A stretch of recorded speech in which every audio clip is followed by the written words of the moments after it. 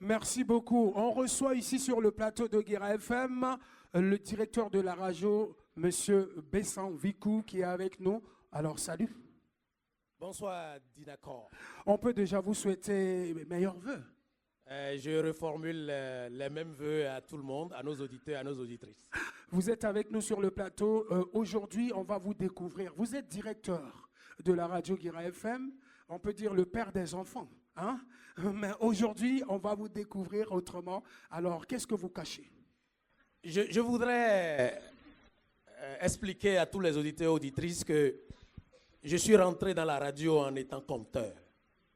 Ah bon? C'est les comptes qui m'ont fait rentrer dans le monde médiatique. C'est ce que je faisais quand j'étais au Bénin, avec un titre « Au clair de la lune ». Et c'est Au clair de la lune qui m'a fait passer des concours, qui m'a amené à New York, qui m'a amené dans le monde journalistique, à la BBC. Et c'est aussi ça qui m'a amené là où je suis. Donc, j'ai voulu partager avec les auditeurs et auditrices un conte qui magnifie le silence. Le silence. Et c'est un conseil pour tous les couples. C'est pas à tout qu'on répond. C'est pas à tout qu'on a toujours une réponse. Donc, voilà. 2, 1. Merci beaucoup. Guira FM, vous dites c'est chaud. Guira FM. Guira FM. Guira FM. Merci beaucoup. Merci beaucoup. Ce conte est puisé des tréfonds du vécu quotidien de mon village. Mon beau village où, au clair de la lune, les tambours dévoilent des histoires aussi lugubres que féeriques.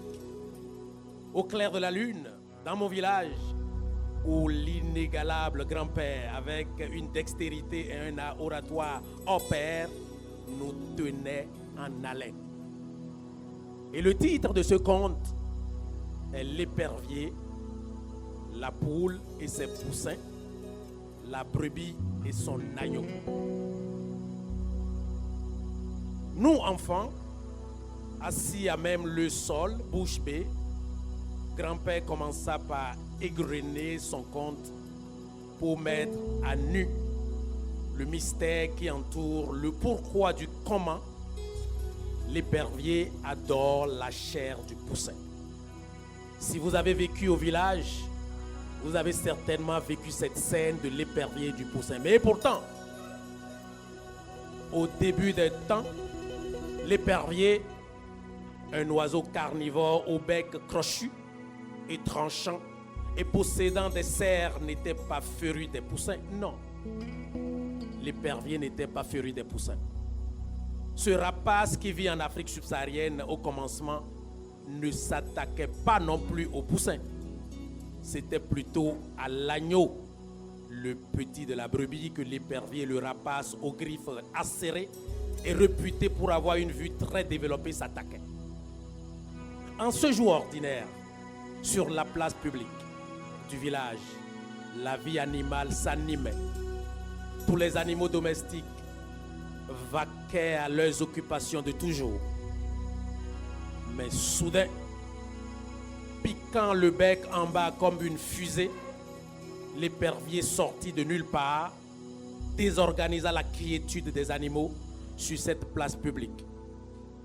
Dans le tohu-bohu, cet état de désordre, de confusion ou de chaos tumultueux qui s'ensuivit, on pouvait constater que le rapace épervier venait de s'emparer d'un agneau. La mère brebis, en dépit de cette situation chaotique, resta calme et déconcertante. Dans la confusion, la brebis lorgnait le carnassier qui était déjà loin dans les airs avec à son bec l'agneau innocent. De là-haut, le rapace observait la mère qui ne semblait pas être déconcertée d'avoir perdu son agneau. Au contraire, elle vaquait paisible, toujours à ses occupations, comme si de rien n'était. L'épervier fut troublé et ne put dévorer sa proie. Contraint par tant de caractère d'une brebis placide, imperturbable, impassible et serein, l'épervier descendit et déposa l'agneau innocent aux côtés de sa mère. Puis, vlan, l'épervier reprit son envol et poursuit ses rondes. Il tournait et tournait toujours. De ses yeux perçants, affamé, il repéra une poule et ses poussins.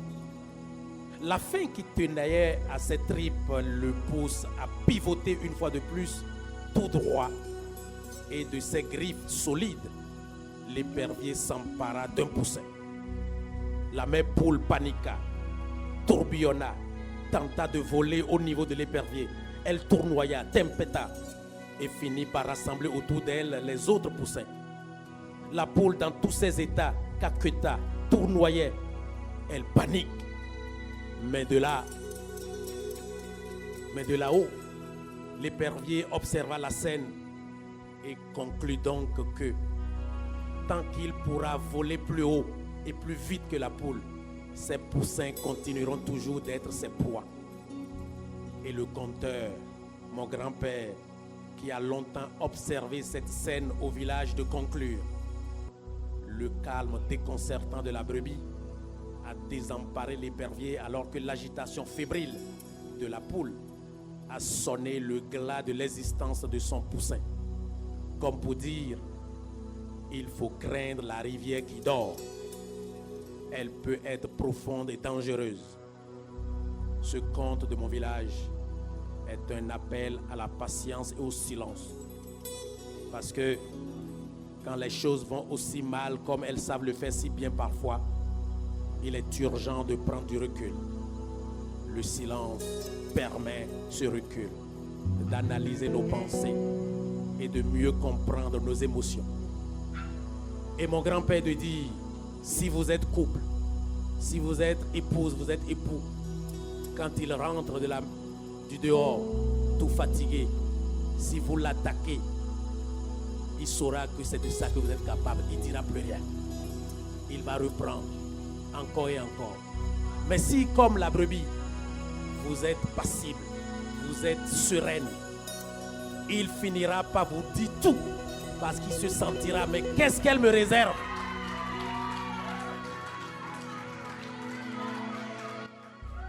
Il finira par vous dire tout parce qu'il ne pourra pas dormir cette nuit-là. Il va se dire, mais qu'est-ce qu'elle me cache? Pourquoi est-ce qu'elle ne réagit pas? Pourquoi est-ce qu'elle est aussi calme? Pourquoi est-ce qu'elle ne parle pas? Et c'est à lui, comme la brebis, c'est à lui, comme l'épervier, de revenir et de déposer cette proie en vous racontant où il était, avec qui il était et ce qu'il faisait. Et c'est ça mon conseil. Merci beaucoup.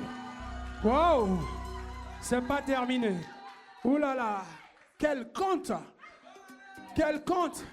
Je vous rappelle, il a dit tout à l'heure que ce sont les contes qui ont fait que Monsieur Bessam Vicou est aujourd'hui dans le système des Nations Unies. Alors, est-ce que vous voulez devenir